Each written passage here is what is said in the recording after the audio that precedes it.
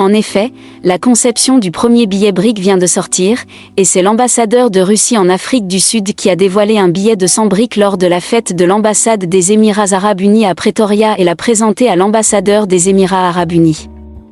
Durant cette fête à l'ambassade des Émirats Arabes Unis à Pretoria, tenue mardi soir, 12 septembre 2023 à l'occasion de l'acceptation de l'adhésion du pays au BRIC, l'ambassadeur de Russie en Afrique du Sud a prononcé un bref discours et dévoilé un billet de 100 briques. L'ambassadeur russe a offert le billet, publié selon lui, en Russie. Cette initiative symbolique et politique de la Russie, conforme à la politique de dédollarisation des BRIC, a été remarquée par le public.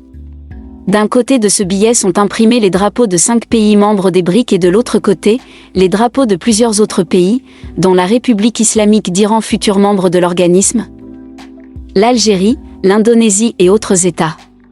Le nom de la nouvelle banque de développement des BRIC figure également sur ce billet. Il semble que sa sortie ait eu lieu avant l'élection des nouveaux membres des BRIC. Dans ce contexte, Percy Morapédi-Koji, vice-président du Conseil de leadership économique en Afrique, a déclaré aux médias russes qu'une devise commune des BRIC permettra aux pays membres de commercer librement au sein du groupe et qu'il est bien temps pour les BRIC de choisir leurs partenaires. Nous avons besoin d'une nouvelle monnaie qui soit propice à nos propres conditions. Il est bien temps de faire les choses comme nous le souhaitons. Nous devons avoir la possibilité de choisir avec qui nous voulons commercer, a-t-il déclaré en marge du forum économique qui se tient à Vladivostok, en Extrême-Orient russe. La nouvelle monnaie contribuerait au renforcement des liens commerciaux au sein des BRIC, surtout alors que les prévisions s'annoncent prometteuses pour le groupe, a estimé Morapédi-Koji.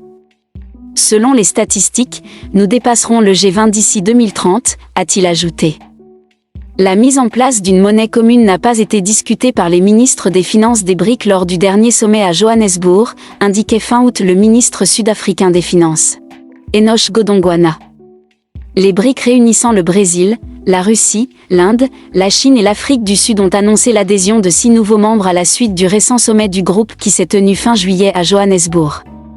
Il s'agit de l'Iran, de l'Arabie Saoudite, de l'Argentine, de l'Égypte, des Émirats Arabes Unis et de l'Éthiopie, dont l'adhésion à part entière prendra effet le 1er janvier 2024. Au total, 23 États ont exprimé le désir de rejoindre cette union économique. Sur un autre plan politique, le ministre russe des Affaires étrangères Sergueï Lavrov a répondu à la presse à l'issue du sommet du G20, livrant ses impressions sur une déclaration plus équilibrée et sur la volonté des pays du Sud à ne pas se laisser dicter leur conduite par l'Occident. On assiste à la fin de l'ordre mondial de l'après-guerre froide, a déclaré le secrétaire d'État américain Anthony Blinken. Ce sont notamment les relations entre Pékin et Moscou qui en sont à l'origine, représentant une menace pour l'époque vue par Washington comme de relative stabilité géopolitique.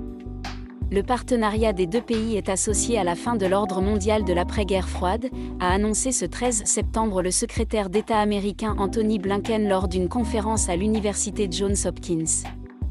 Pékin et Moscou travaillent ensemble pour rendre le monde plus sûr pour les autocraties grâce à leur partenariat sans limite.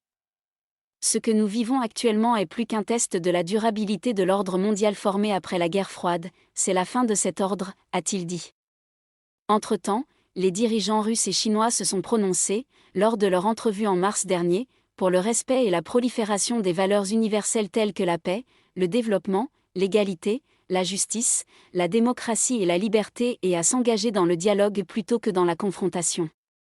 Selon le responsable américain, le monde a vécu des décennies de relative stabilité géopolitique avec des espoirs de paix et de sécurité croissante, de coopération internationale, d'interconnexion économique, de libéralisation politique et de triomphe des droits de l'homme.